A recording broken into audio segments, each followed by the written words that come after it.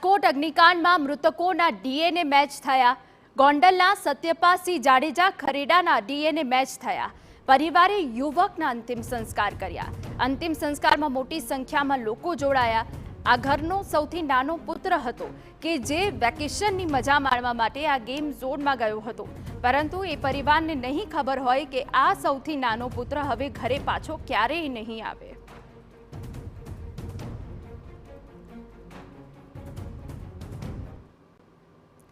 તો જ્યારે પરિવાર આક્રંદ કરી રહ્યો છે ત્યારે અમારા સંવાદદાતા પણ ત્યાં ઉપસ્થિત છે, અજીત ગઢવી, કે જેઓ વિગતો આપી રહ્યા છે।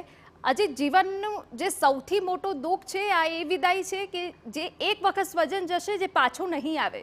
આજે અનેક પરિવારો હશે એવા કે જે આક્રંદ કરી રહ્યા છે, આખું રાજકોટ રડી રહ્યું છે। અજીત,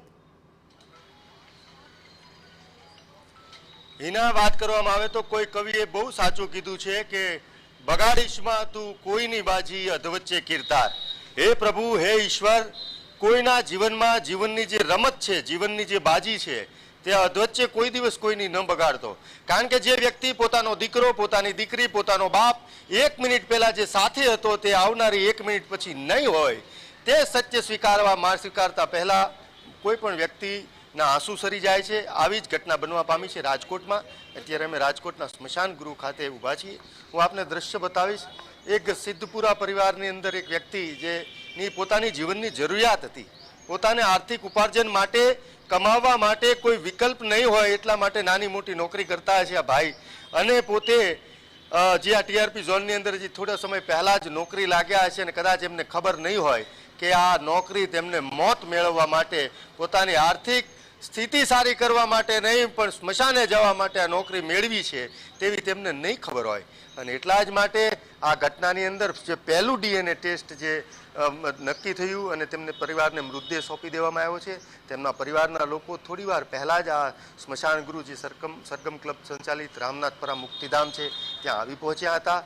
રામ રામના નાદ કોઈ પણ માણસને અહીંયા ઊભો હોય તેના રૂવાડા ઊભા કરી દે, કારણ કે રામ બોલો ભાઈ રામ, રામ બોલો ભાઈ રામ, આવા નાદ સાંભળતા અહીંના ઊભેલા લોકો, અહીંયા જે કોઈ ઉપસ્થિત છે તમામ લોકોના આંખમાં આંસુ સરી પડે તેવા વાઇબ્રેશન કહી શકાય, તેવા તરંગો અહીંયા જ્યારે ઊભા થઈ રહ્યા છે ત્યારે એના ખૂબ કરુણ ઘટના છે।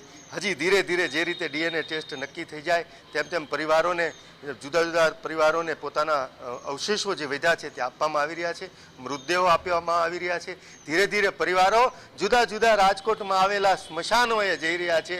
રામ બોલો ભાઈ રામના નાદ સંભળાય, થોડી વાર પછી સંભળાય છે। રાજકોટ આખું હિબકે ચડ્યું છે એવું કહી શકાય। ગુજરાત માટે આ ખૂબ કરુણ ઘટના કહી શકાય। સ્મશાનની અંદર, રાજકોટની અંદર આજે એક દિવસની અંદર 28 લોકોના અંતિમ સંસ્કાર થશે તે ક્યારે કોઈ વિચાર્યું ન હોય। આ ખૂબ કરુણ ઘટના છે, ખૂબ આક્રંદવાળી ઘટના છે। અનેક લોકોની બેદરકારીનું પરિણામ 28 નિર્દોષ લોકોએ ભોગવ્યું છે। ત્યારે રાજકોટના કોઈ પરિવારે નક્કી એવું કલ્પના નહીં હોય કે એક સાથે 28 લોકોનું આ રીતે આર્તનાદ થશે, રૂવાડા ઊભા કરી દે તેવી ઘટના થશે।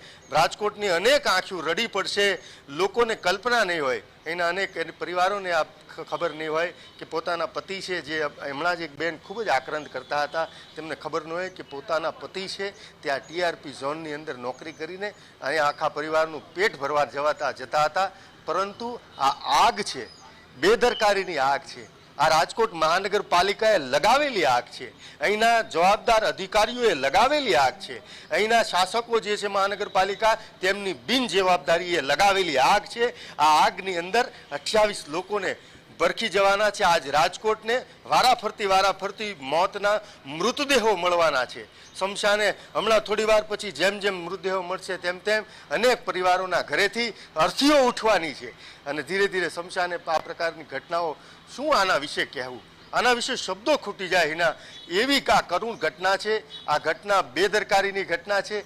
અનેક લોકો, મંત્રીઓથી લઈ અનેક લોકો કડક પગલાં લેવાના આદેશો આપ્યા છે, કડક પગલાં લેવાના આદેશો આપ્યા છે। ચારે બાજુ સંભળાઈ રહ્યું છે કડક પગલાં લેવાના આદેશો આપ્યા છે।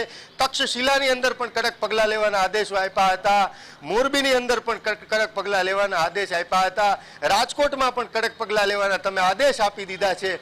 ક્યાં સુધી તમે કડક પગલાં લેવાના આદેશ આપશો, ક્યાં સુધી તમે સસ્પેન્ડ માત્ર કરશો, ક્યારે તમે આ લોકોને જેલમાં નાખશો તે સવાલ છે। હવે લોકો થાકી ગયા છે સરકાર ઉપર કે જે જે તપાસ કરી રહ્યા છે તેના ઉપર વિશ્વાસ નથી, કડક પગલાં લેવાના આદેશ આપ્યા છે. આ શબ્દો ઉપર લોકો, આ શબ્દો છે તે ઝેર થઈ ગયા છે ગુજરાતના લોકોને, કારણ કે થાકી ગયા છીએ હવે આ શબ્દો સાંભળી સાંભળી. બિલકુલ. ક્યાં સુધી તમારે કડક પગલાંના આવા નાટકો ક્યાં સુધી કરવા છે?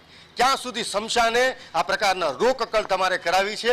ક્યારે ક્યાં સુધી તમારે લોકોના જીવનની બાજીઓ બગાડવી છે? બિલકુલ ક્યાં અજીત, સુધી એ જીવનના જવાબદાર માળા ભર્યા જે વીખરી નાખવા લોકો છે? છે, એ લાલચુ લોકો છે કે જેમના જ કારણે આજે અનેક પરિવાર રડી રહ્યા છે.